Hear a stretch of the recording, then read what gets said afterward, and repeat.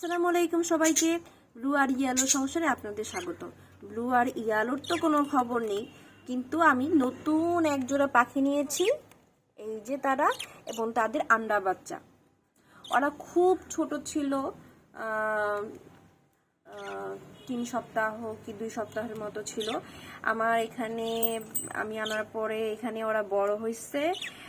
মোটামুটি টেম বলবো না, টেম আসলে বড় করার সময় হচ্ছে এখন চলতেছে। আমি এখনো টেম করতে পারিনি ওদেরকে, ওরা আমাকে এখনো ভয় পায়। আর ওরা এখন বেশ বড় হয়ে গেছে, নিজে নিজে খেতে পারে।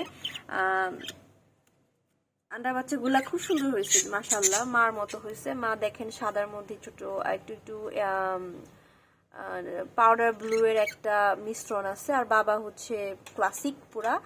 তো বাবার আসলে ওই ক্লাসিকের সেই ভাবটা আর কি আছে বাচ্চাদের মধ্যে।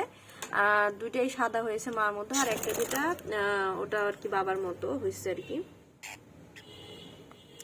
ওরা আমি এখানে আমি আসলে কলমি শাক দিছিলাম, কলমি শাক ওরা খেয়ে ফেলতেছিল। ওই মুহূর্তে দেখলাম যে আমার বাসায় ডিম সিদ্ধ আমি করছিলাম, তো ডিম সিদ্ধ তো ওদেরকে কোনোভাবে কোনোরকম চেটকে তারপর দিচ্ছি, এবং ওটাই ওরা খাইতেছে। এবং ভিডিও করতেছি দেখে ওরা আর কি ভয় পেয়ে খাবার বাটির মধ্যে গিয়ে বসছে।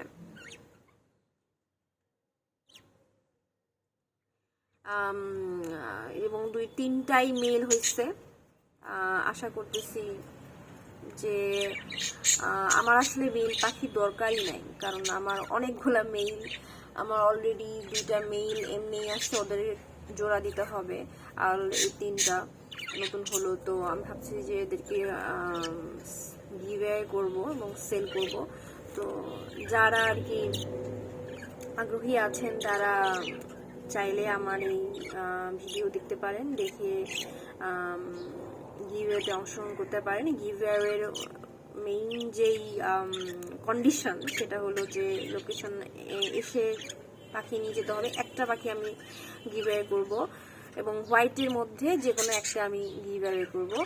আর পাখির যদি পাখি এখনো সম্পূর্ণভাবে সুস্থ, কোনো সমস্যা নেই, এবং নিজে নিজে খেতে পারে, এবং আপনারা চাইলে এখন ট্যাম করতে পারবেন।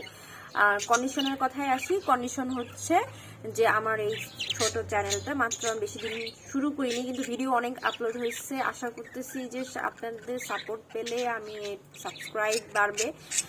যে নেবেন তাকে অবশ্যই আমার এই চ্যানেলটিকে সাবস্ক্রাইব করতে হবে, এবং আমার যে ভিডিওগুলো আছে সেগুলোতে লাইক করতে হবে।